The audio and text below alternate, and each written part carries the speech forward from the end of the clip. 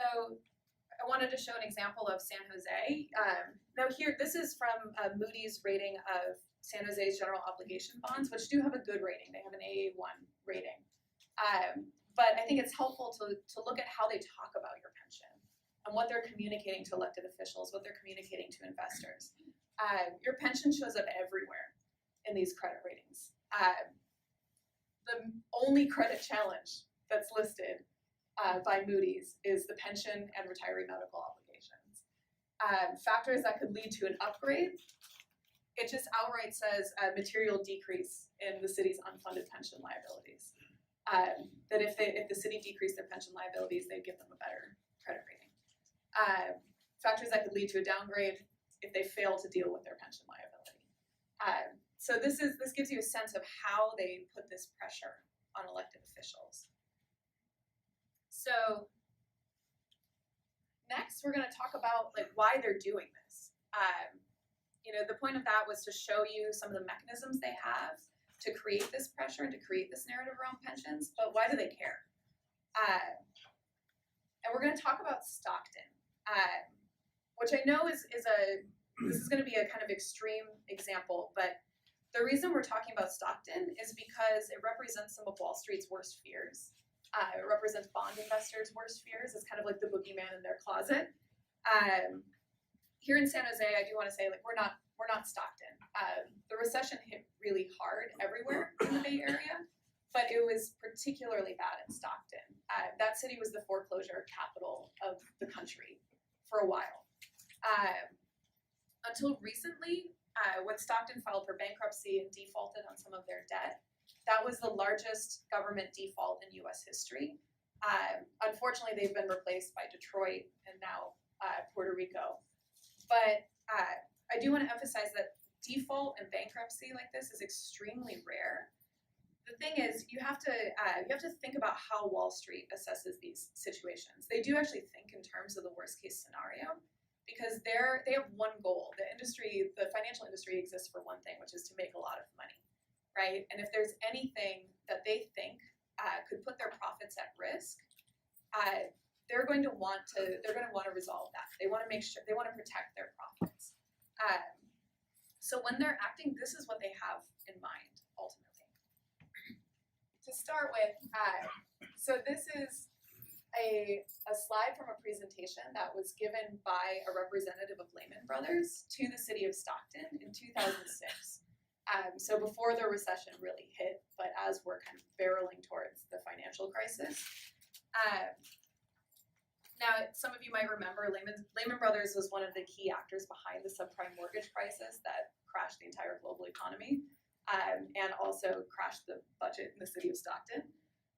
But what they were doing, they came to town to sell a financial product to the city that's known as a pension obligation bond. And this pension obligation bond had a fixed interest rate, which what that means is if the economy went bad, interest rates went down, that the city would still be stuck paying a really high interest rate to Lehman Brothers. And so it's actually a type of what I would call predatory lending. They were a bad actor in the housing market. They were also a bad actor in the municipal lending market. But the reason that I wanted to show this is because it gives a perfect example and a statement from Standard & Poor's that they're quoting here about how the financial industry views your pension. And what it says, I don't know if folks can read that brown box there, but what it says is that any competing obligation that could weaken the ability of the employer to meet bond debt service requirements may be a negative credit issue. Thus, pension liabilities, which include ongoing annual servicing requirements in the form of contributions from employers, must be managed so as not to adversely affect the employer's credit profile. The key thing here is that they say competing interests, right? They view the pension as something that competes with their interest to make profit. So what's so awful about this particular case is when they're marketing this pension obligation bond, basically what they're doing is they're saying you should buy into this really risky type of debt, this really risky financial instrument. Because what it does is we'll lend you money at a high interest rate, and you can use that money to wipe some of your pension obligations off the books, pay down your pension obligation. Now, of course, then you owe that debt. to investors at a high interest rate. But they're encouraging them to do it, saying, if you deal with your pension obligations and you pay that down, you'll look good to credit ratings agencies. You'll look good to investors, and so we'll give you a higher credit rating. And unfortunately, Stockton bought into it. And I did want to talk about what actually forced Stockton into bankruptcy, because there was a bit of a false narrative around it.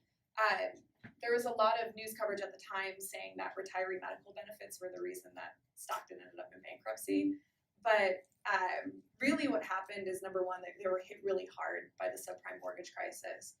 And number two, they borrowed a ton of money that they probably should not have borrowed. So just for example, this is news coverage saying they went on a 15-year spending binge, which is pretty accurate. They took out $47 million in bonds to fund an arena that ended up losing money. And so they ended up struggling to pay back their bondholders. In addition to that, they took out $100 million in debt financing to revitalize their downtown area. They moved City Hall to a $35 million building. And they funded all of this through financial instruments, through selling bonds and similar types of debt. So it wasn't until right before the crisis that Stockton was finally downgraded, and some of their borrowing was slowed down. But this is kind of the straw that broke the camel's back, which is that $152 million that they took out to basically try to wipe some of their pension obligations off the books, and in turn owe that money to Lehman Brothers.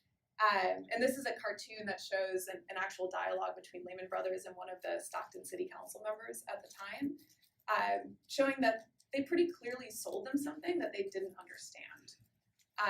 They didn't know what they were getting into. So when revenues plummeted, ultimately their interest rates went way down, but Stockton was stuck paying this extremely high bill to Lehman Brothers. And that's how we end up with them filing for bankruptcy. So for 3 months, the city of Stockton went into this confidential mediation process with their creditors. It went nowhere. Eventually they had to file for Chapter 9 bankruptcy, which that's what a government does, what a city does when they file for bankruptcy. So they go into these proceedings with a judge, and the judge brings together all of the parties that the city owes money to. And that mainly includes their bondholders. So it includes folks from Wall Street, and all that money they took out for the pension Lehman Brothers had collapsed at this point, but all of the money they took out for that arena, for all of these downtown revitalization projects. And then they also bring in CalPERS. And those are the two main actors in these proceedings. And what happens is that CalPERS goes into the proceedings and basically fights like hell for the workers, and says that you can't restructure pension benefits. These are promises that you made. These are benefits that city employees paid into over the course of their career. You can't take them away. And Stockton ultimately made a political choice that really pissed off their bondholders, which is that they chose to continue paying their pension benefits. They did not restructure their pension benefits. And you might think, like, well, they made these promises. Can they even do that? Could they even back out on their pension benefits, on their pension payments if they wanted to? And I wanted to put this quote up there because this is from the judge that oversaw their bankruptcy proceedings. And he calls CalPERS a bully throughout the proceedings. And then at the end, he says the bully may have come in with an iron fist, but it turns out they have a glass jaw. And what he was doing was saying that Stockton should go in and default on their pension obligations. The judge was encouraging them to do so. But the thing is, there's a really different political calculus here. If you're trying to decide, if you're an elected official or a city representative, and you're trying to decide, am I going to pay a $49,000 a year stipend to a former employee who dedicated 20, 30 years of service to the city and is a constituent, is a voter who lives in my district? Am I going to default on my obligations to that person? Or am I going to tell Goldman Sachs that they don't get to make quite as much money for their quarterly profits this year? So Stockton decided to restructure their debt and default on their bond debt. And when this happened, this is when Wall Street starts to get terrified. Even if municipal debt is rare, all of a sudden this is in their minds, right? that when push comes to shove, if something happens, bondholders might not get paid because the right thing to do is to pay your pensioners and to not go back on those promises. So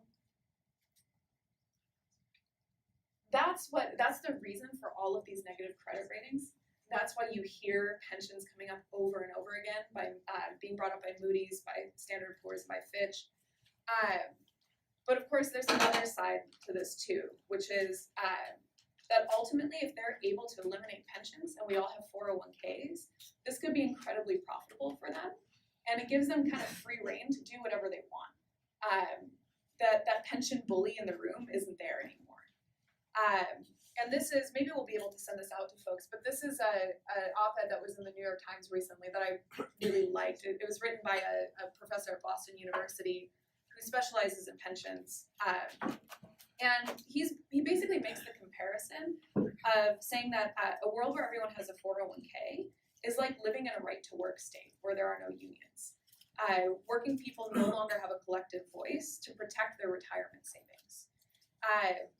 The overwhelming majority of successful shareholder lawsuits against corporations that are bad actors have been brought by pension funds. Some of the stronger protections in Dodd-Frank, the laws that were supposed to try to rein in the financial industry, folks like Lehman Brothers that did all of this really shady stuff, a lot of those stronger protections, pension funds lobbied for that. They do things like, they've also pushed for disclosure of executive pay, saying that corporations have to, if they're going to be publicly traded, they have to say how much their CEO makes compared to their average worker. These are all things that corporations and Wall Street don't like. So if we instead are on our own and we don't have anyone advocating for us in a collective way, they make a lot of money and ultimately no one holds them accountable.